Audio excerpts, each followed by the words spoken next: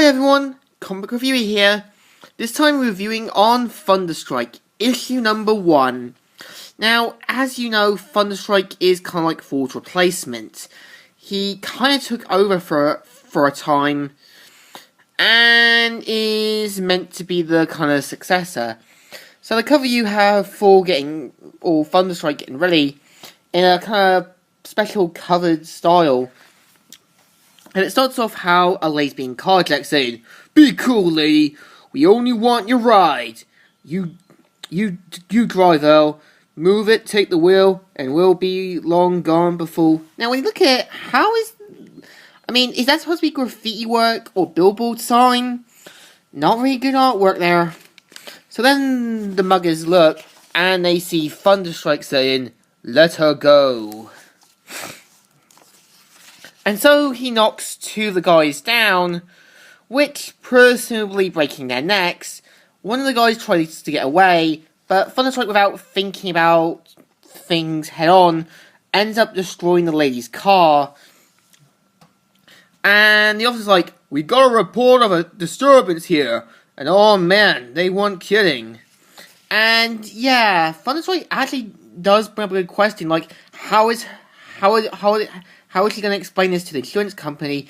Do the Avengers have some sort of, special, policy or something? So Thunderstrike leaves to talk with his friend Samantha, and have lunch with her. And Thunderstrike remembers the times about how he teamed up with Thor, and Thor being given him a little parting gift, which is a hammer, but kind of a different version, saying, "The world still needs heroes, Thunderstrike." So he ends up turning back to normal, where he meets his friend Samantha, and where they go for lunch. And so she explains that she's getting an apartment, and she would like a roommate. So he says that he'll think about it, and later on, you've got Thunderstrike's ex-wife, Salon, in a kind of special event.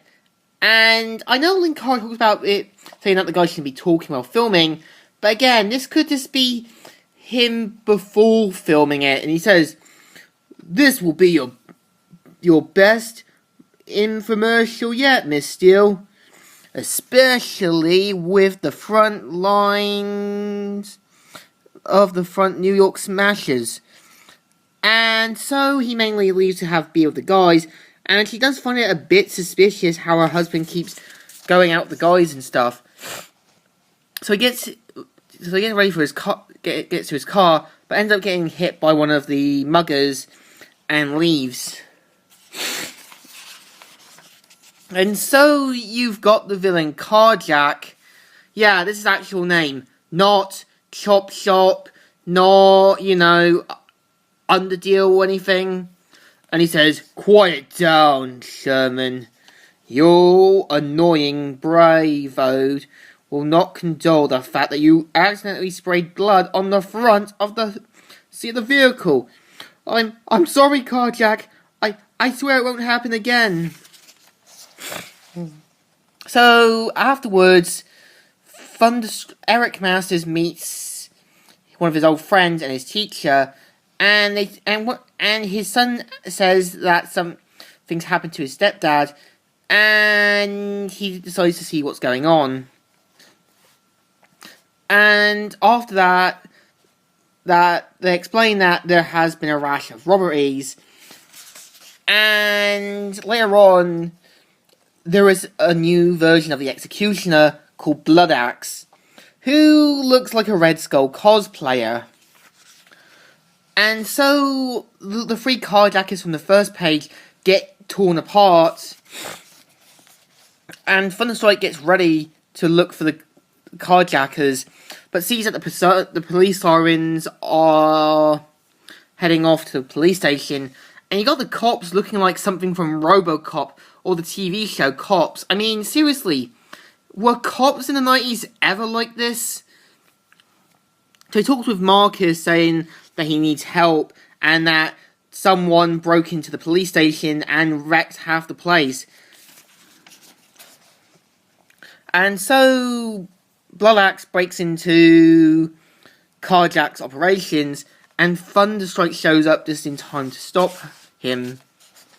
And they both get into a brawl where each punch they end up hitting each other. And Thunderstrike gets beaten the crap out of mercifully, saying, "You shall not condone me, little man. I am Bloodaxe, the executioner, and I will silence you." And so Carjack removes his disguise, who kinda looks like an average guy, and the police are like, "Freeze!" Just then, as Thunderstrike's about to strike, he ends up getting blasted and runs off, where one of the officers see him, Marcus, and asks if he needs medical attention, but he points out that his magic staff will heal him, and he'll be fine. So afterwards, he goes to a costume hero shop.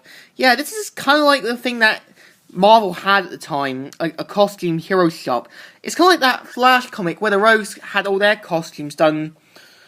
And she looks through the design, saying, "But a cape is way too 60s. Mind if I make a few suggestions?" "Like what?" "Well, I've always thought an earring can be so sexy on the right man." And so Carjack leaves due to lack of evidence. Yeah, I'm actually surprised that he's getting away with this.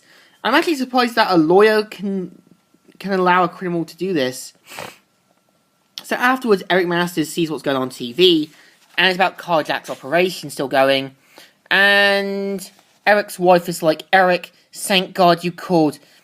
Bobby saw the news and falls out here on a rampage. I'm afraid he's going after those carjackers. He needs help, Dad. You gotta call full." So Eric leaves, and just then Bloodaxe shows up. Now, in case you know, this is obviously a red herring, because Thunderstrike's ex-wife's husband isn't meant to be Bloodaxe, it's someone else. So just then, Thunderstrike shows up, takes on Bloodaxe, and they're like, "Gather your guns, people. If either of these stiffs win, we lose." And just then they start firing on Eric Masters and Bloodaxe, and 3 of the carjackers end up getting killed. He's like, "No! No one was supposed to get hurt. No one was supposed to die." And so they each use their axe and hammer at each other, even in a standstill. And he's like, "Raw power is never enough, my friend. Ugh! Power without responsibility, compassion, and intelligence is merely a defeat waiting to happen."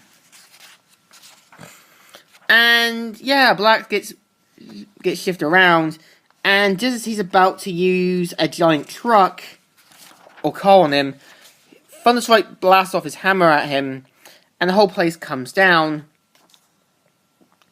And afterwards, the illegal operation has been found and destroyed, and just then, Thunderstrike comes out the wreckage and looks on in a cool hero pose. So yeah, this is the story. So what do I think? The Carjack story is kind of forced upon. I mean, it seemed like the writer was really addicted to carjacking. I mean, was carjacking a serious thing in the 90s? I mean, I was only a little kid, so yeah. The whole story, definitely alright, so it gets a thumbs in the middle. Kind of alright, but really could have been better. So, comic reviewer here, signing out.